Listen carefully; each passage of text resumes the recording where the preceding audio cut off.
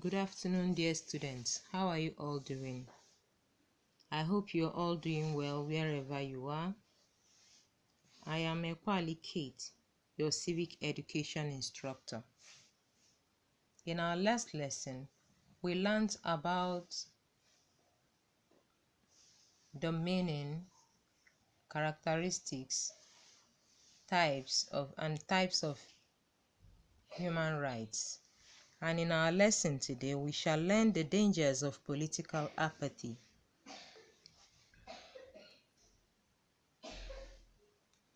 Now the learning objectives.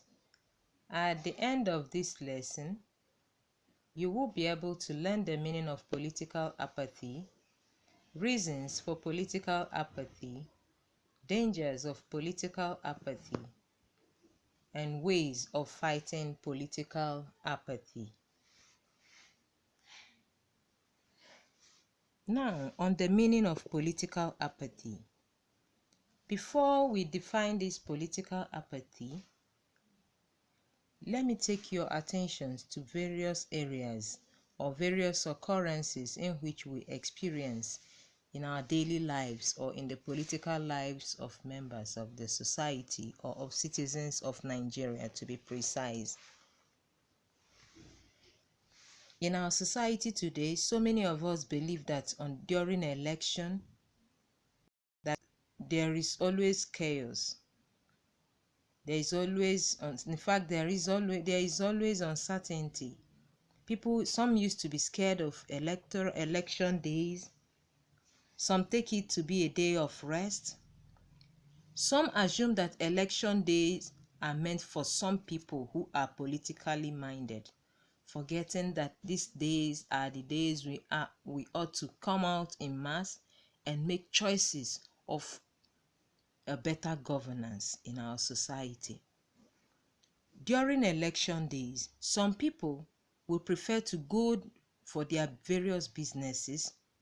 Some will prefer to sleep. Some will prefer to take care of their families on that day, forgetting that that day is a very day in which they all need to do what? Make the best of choice of what next to do concerning the government of the society, to know if they are to maintain such government or to do what? Do away with such government. That is, voting in the right government and voting out the unpopular government. Good. Now, political apathy. This is the loss of interest and manifestation of withdrawal from politics or political activities by citizens of a country. When we say political apathy, a person with political apathy is neither interested in taking part in politics, political discussions, or political activities of the society. He is also not interested in whether those who govern them govern well or not. This is not only bad, but dangerous. This is because political apathy does not enable the people to ensure the government functions well by checking the excesses of these people or of those in government. And this can make the entire society to crumble, because a good government or a good citizen avoids political apathy.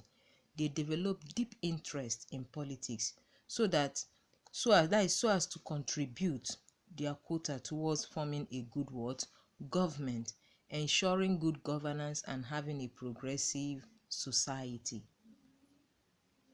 Now, what are the reasons for political apathy? Why are people losing interest in politics?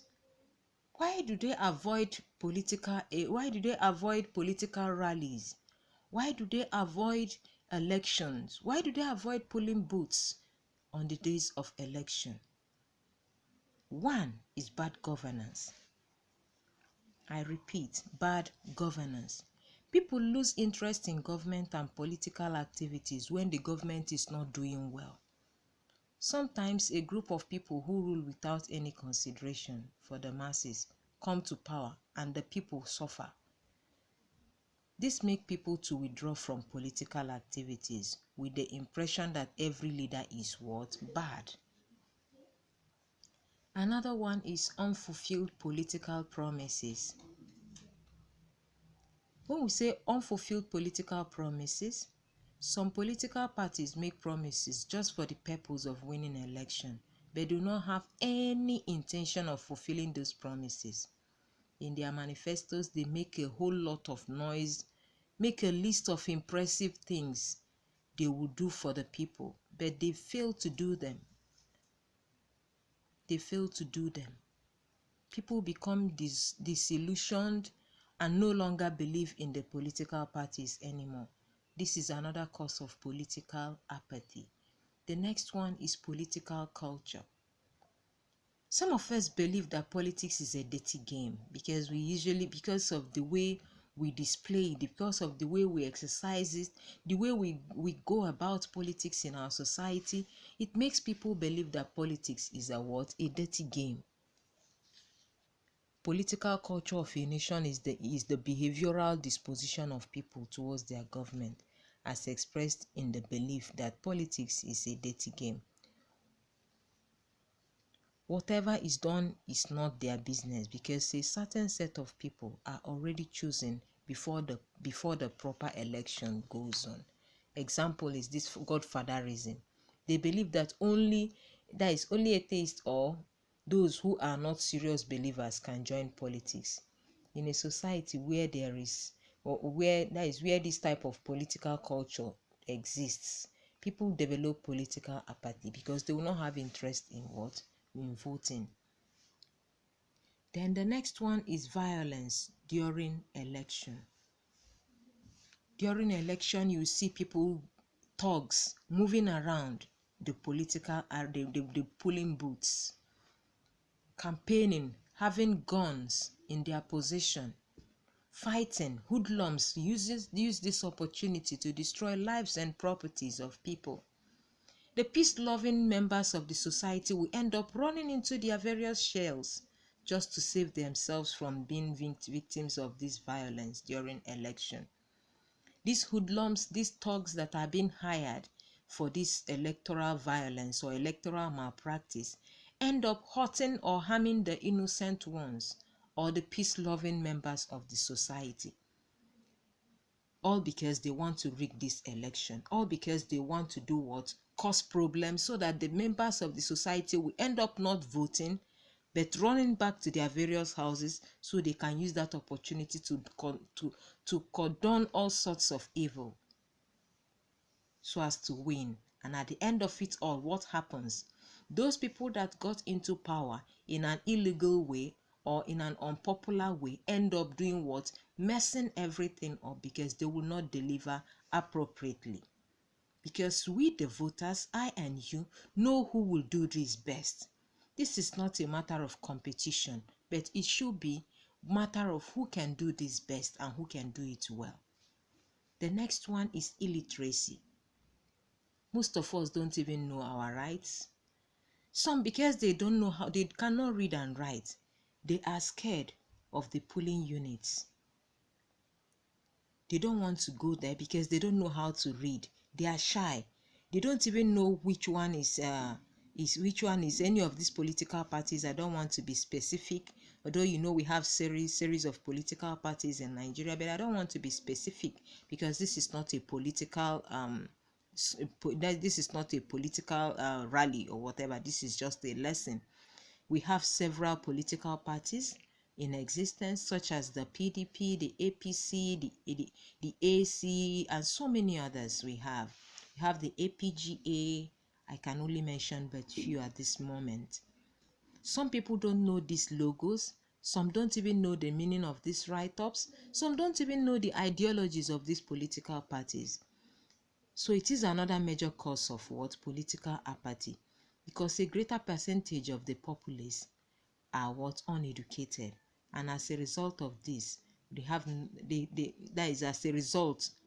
lack necessary prerequisites to get involved in politics, and this make them develop feelings of helplessness and frustration, which eventually make them to withdraw from what? politics.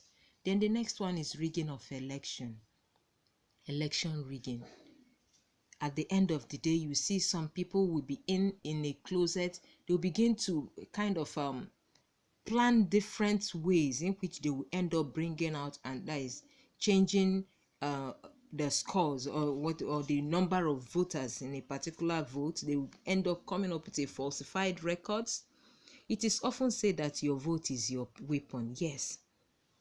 And to change an unpopular government, we need to do what? Come out to vote and be candid. We need to be frank. But people will end up doing what? Trying to smuggle, trying to change the score, the numbers, or the numbers that was ascertained from a particular polling unit, thereby giving a falsified figure, so as to do what? To enthrone or to bring in a person who they knew that on a normal can never win. They'll bring in that person up, a person will emerge as a winner, and at the end of it all, that person will end up not doing the right thing at the right time. Because leadership, leadership requires a very high sense of what? Reasoning. And also, in fact, it is not just a matter of competition, but who can do it better. Dangers of political apathy. When we say political apathy, what does it expose us to? What can political apathy lead a country to? What can be the outcome of political apathy when we don't do what? Come out to vote or to participate during an election? What will happen? 1. Emergence of undemocratic government. We end up doing what? Having a government that is undemocratic in nature. The government that does not even hearken to the voice of the masses. The government that does not care about the masses. The government that does not take any decision or any opinion of the masses. It can even come up as a one-man government. The government that will sleep, wake up, and end up giving us whatever that the soul wishes. They will ask the members of the society to adhere to that, and that is it. 2. Lack of accountability by government officials. When we run away from political activities, when we show lack of interest, when we don't show interest in political activities, our leaders will end up not being accountable. Thereby, fraud will now be the talk of the day. It will be the order of the day. Everybody will end up looting and what? Moving away with it, because they know that nobody is asking them, nobody cares to know, and nobody is willing to come for them. For that reason, they will do this. They will do all sorts, commit all sorts of crime, and go away with it without anybody asking them, because you didn't vote them, because they saw you are not interested in political activities. So for that reason, they will end up doing what pleases them and go away with it. 3. Denial of citizens' rights. When we don't have an interest in political activities of our society, remember, your right is denied, because you're denying yourself that right, in fact, because you have every right. In our last lesson, I taught you about that you have the right to vote and be voted for, that it is part of your what? Right as a citizen. Now tell me, when you don't vote and you don't come out to be voted for, my dear, your right has been denied, because you didn't, your what is due to you is not given to you, and you at the same time, you did not choose whom you want to be your leader, meaning that you deprived yourself of that right. But when you vote during an election, that is to say you are exercising your right of, this is the person I think should be the leader, this is the person I think should be the one in power. Whatever this person does, it is for our betterment. I know that this person can do it well. But when you don't vote, when you don't come out to vote or contest in an election, anybody can come out and emerge as your leader and lead you to anywhere they so wish. 4.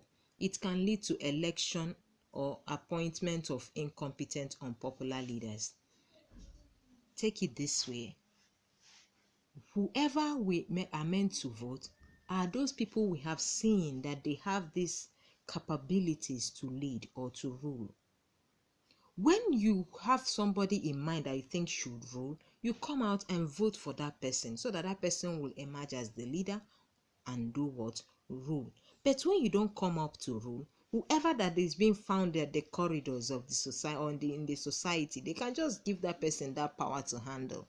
And at the end of it all, what happens? They mess everywhere up, because you will end up getting somebody who is not competent enough to do the right thing or to even reason, or one who has no such um qualification to rule or to take leadership or to take the leadership mantle of a society.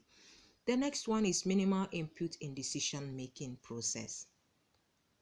Dangers of political apathy. Take it this way. When we all participate in political activities, that is to say that we are all contributing towards the decision making of the world society, because our votes are our opinion, our votes are our voices. Even if you don't vote, you come out as a person to contest for that seat or that position, so you can do the right thing. That is what we refer to as a decision making process here. Then, ways of fighting political apathy. How do we fight political apathy? How do we fight political apathy? One, creating awareness of citizens' participation in political activities. We need to ensure that our citizens are aware of all these political activities. They should all know their rights, and this is what they should do and this is what they should not do.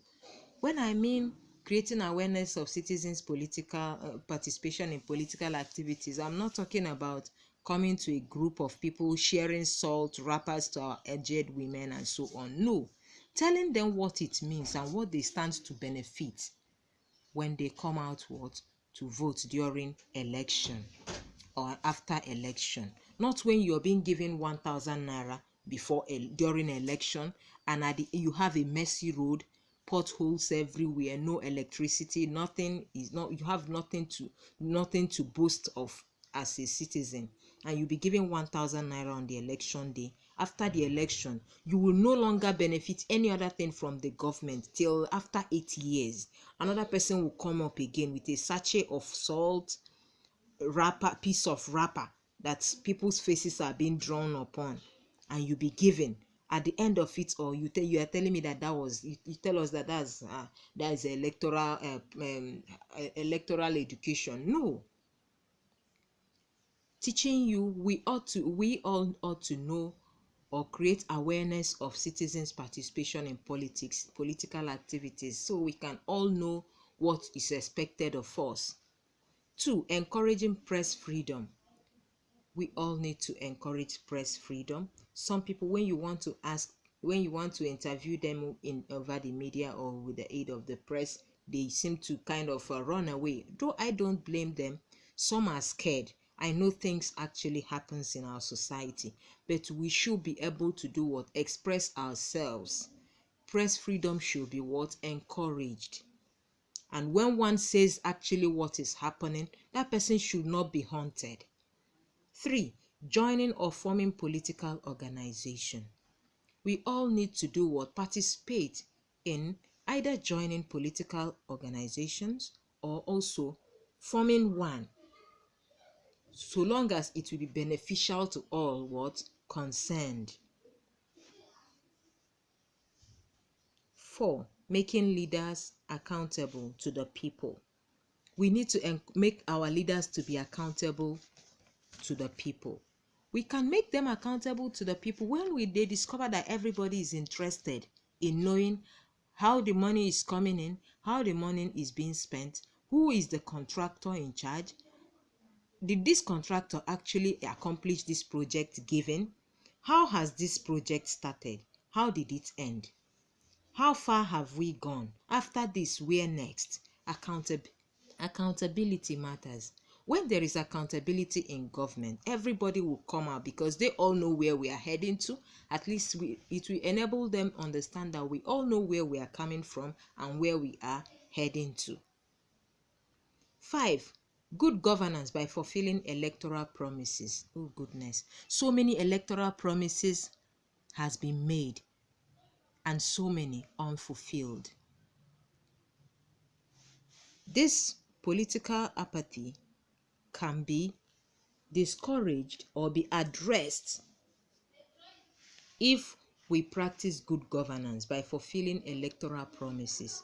When you promise that you, in fact, instead of promising a whole lot, promise few and then surprise the masses with with more when you emerge in power. Instead of counting 101 projects to execute, and at the end of it all, not even executing one properly. I think I'm of the opinion is you should maybe you suggest the kind of, you pick the most important ones, promise the masses, then you come up with the new ones when you must have exhausted those ones you have done what you have presented to the masses, and not maybe in the first 10 years, in the first 6 years, you're still on one project unaccomplished. The 8th year, you're living, looting resources and leaving the people handicapped.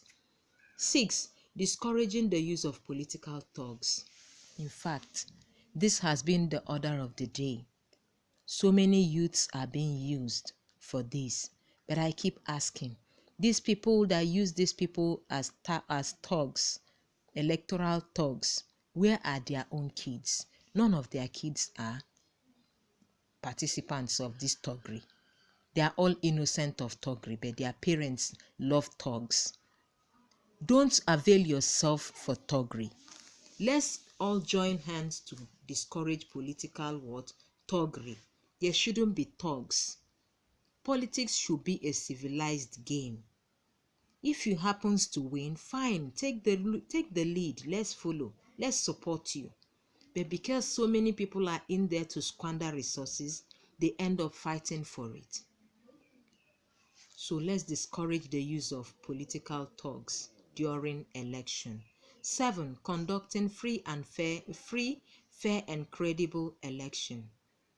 When election is free and fair, the people that are opportune or have time will all be available to do what? To stay while while their votes are being counted without problem. And the environment becomes friendly during election. At the end of it all, it will show a true picture of a civilized society. Thereby, there won't be a problem, because a free, fair, and credible election, in fact, makes the society to enjoy happiness throughout the tenure of such governance. Look through, okay, see the comment. Please make sure you write your assignments using the comment section. Do not scan for me. Just type in your assignment there to enable easy access for marking. I remain Ekwali Kate, your civic education teacher. Your evaluation will come up in the